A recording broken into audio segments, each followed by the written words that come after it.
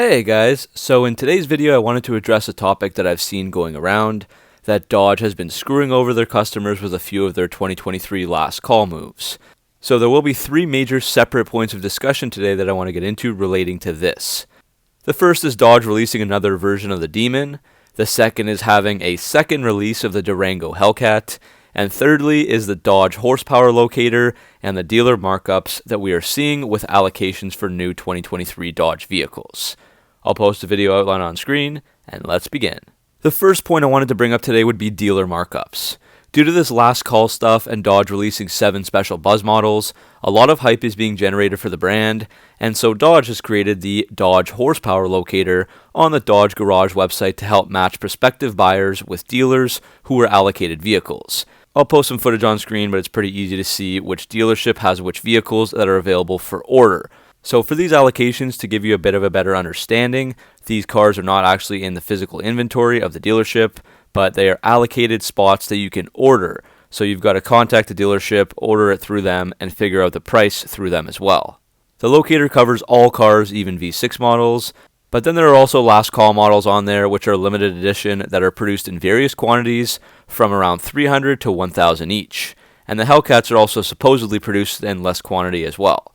But focusing on these buzz models is what Dodge calls them. A lot of them were criticized for being nothing more than a visual package that added stickers, decals, and different options like wheels, and I would say that's an accurate statement aside from maybe the Charger Super B and certainly the Demon 170. Checking the horsepower locator, it does seem like there are quite a few of the last call models that are still available for purchase, despite being limited edition vehicles. So there are two main reasons to cause this: rising interest rates and dealer markups, and these factors also affect other models like regular Scat Packs and Hellcats. We'll focus on dealer markups.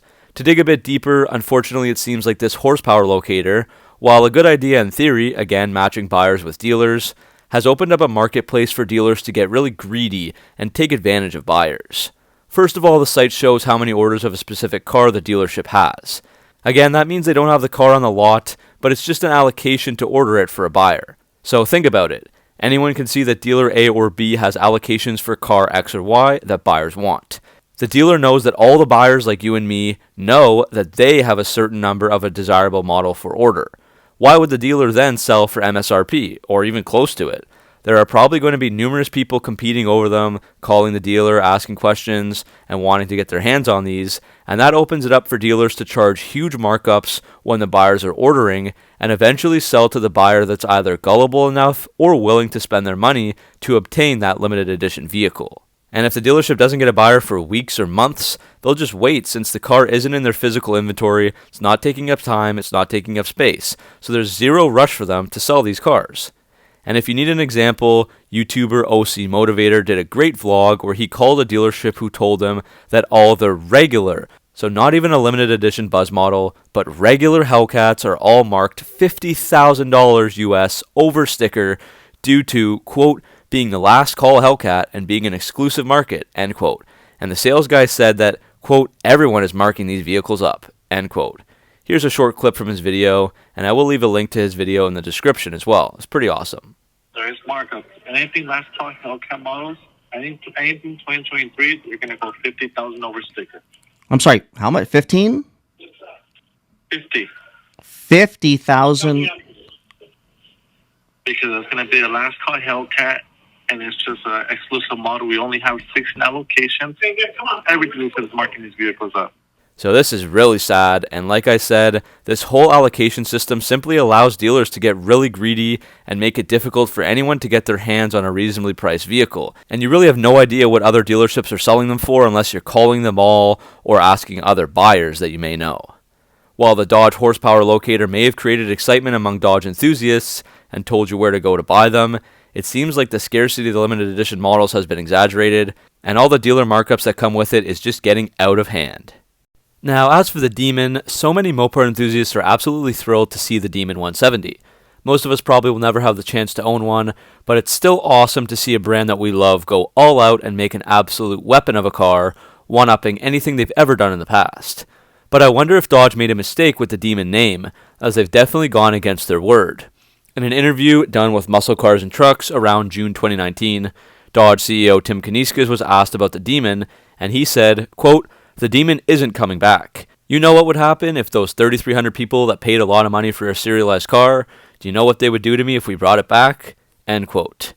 And Dodge would end up using a lot of the Demon technology in future models after 2018, like we saw the high output engine in the Red Eye, and the 2020 and onwards SRT Superstock eventually became a sort of mini Demon, very drag focused with lightweight 18-inch wheels and drag radial tires, and SRT race options, like the Power Chiller, Race Cooldown, and Torque Reserve.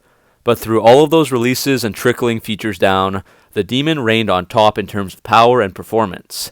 That is, until we saw the Demon 170. So I was very surprised that Dodge used the Demon nameplate again here, essentially going back on their word by bringing it back. There's no question that this car is an absolute beast, and it's fantastic that they made it. I'm not disputing any of that.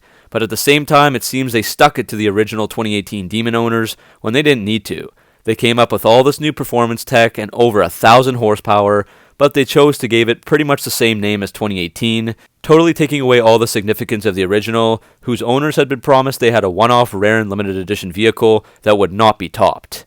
Dodge CEO Tim Kuniskis also said that owners of the original 2018 Demon who secure an allocation will be able to match the same vehicle identification number or VIN as their original Demon, but the key phrase here is secure an allocation, meaning that those owners aren't guaranteed anything and they don't have any priority on getting these cars unless they can work out a deal to secure a Demon 170 at their local dealer before others can, or if they outbid others in an attempt to get one. So in that sense, a lot of people feel that Dodge somewhat screwed over Demon owners.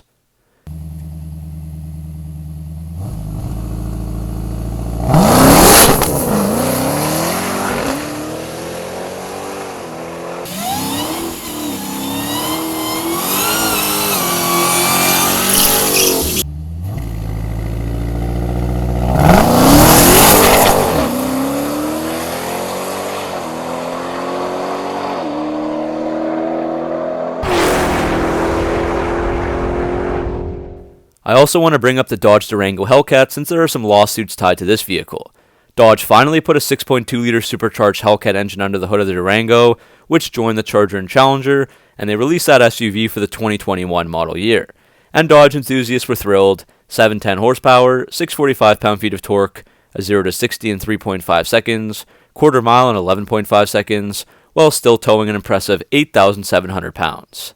Dodge CEO Tim Kuniskis talked about this being the most powerful SUV ever, alongside the Charger and Challenger, but also, very importantly, he said, quote, "The 2021 Durango Hellcat is only a single model year run, ensuring that it will be a very special, sought-after performance SUV for years to come."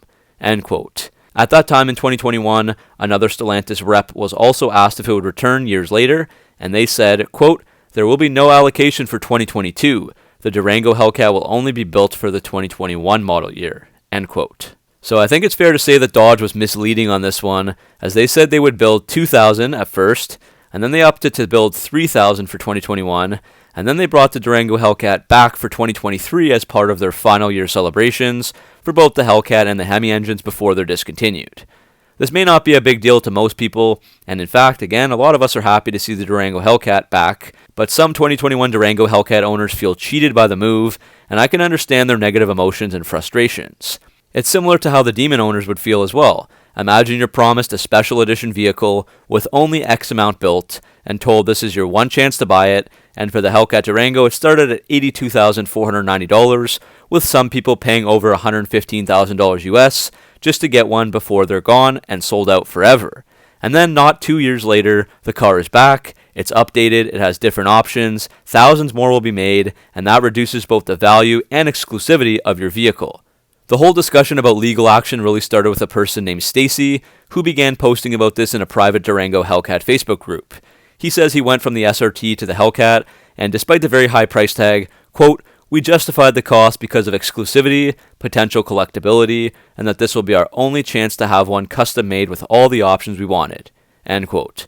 So he was so frustrated at the return of the Hellcat that he went to take legal action, if only out of principle, since his desired outcome, as he said, of Dodge sticking to their word and not building anymore, is not going to happen.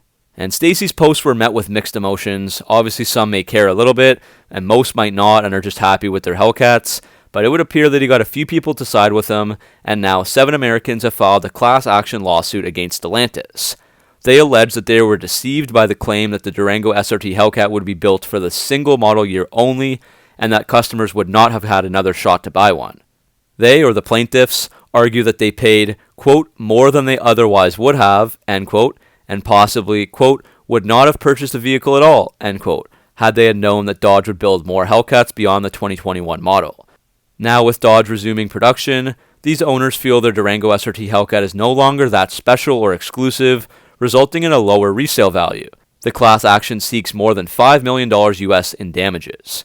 Stacy also said that he believes Tim Kuniskis owes owners an explanation, and he doesn't think Dodge really planned to offer the vehicle in the limited numbers that they initially stated, and instead used the first offering as a way to create a sense of urgency and the idea of exclusivity. So Dodge is in a bit of hot water here, and not really for the financial part, as even paying out the $5 million I don't think would be a huge deal to their bottom line, but just in general, it feels like we can't fully trust that 2023 will be the last Hellcats and Hemis sold, especially as they continue to be extremely popular. This strategy of claiming this is your last chance to buy one brand new from the factory seems to be working really well, and they're selling a lot of cars, but it wouldn't be quite right if they decided, hey, you know what, there was more demand than expected, we're running it back for 2024. Or even if they continued to offer Hemi-powered Chargers, Challengers, and Durangos in the form of possibly a classic version that gets sold alongside the next-gen cars, kind of like what Ram has been doing, selling a 1500 Classic alongside the new 5th gen. So do you agree with these 2021 Hellcat owners and their lawsuit, or do you think it's a bit ridiculous and Dodge should be let off the hook? Let me know down in the comment section below. So that's it for this video. What do you think of Dodge's actions with the three main points we discussed? The Demon name reuse, the Durango Hellcat 2.0, and the Horsepower Locator and dealer markups. Let me know down in the comment section below. Make sure to like and subscribe for all your Mopar content, and I'll see you in the next video.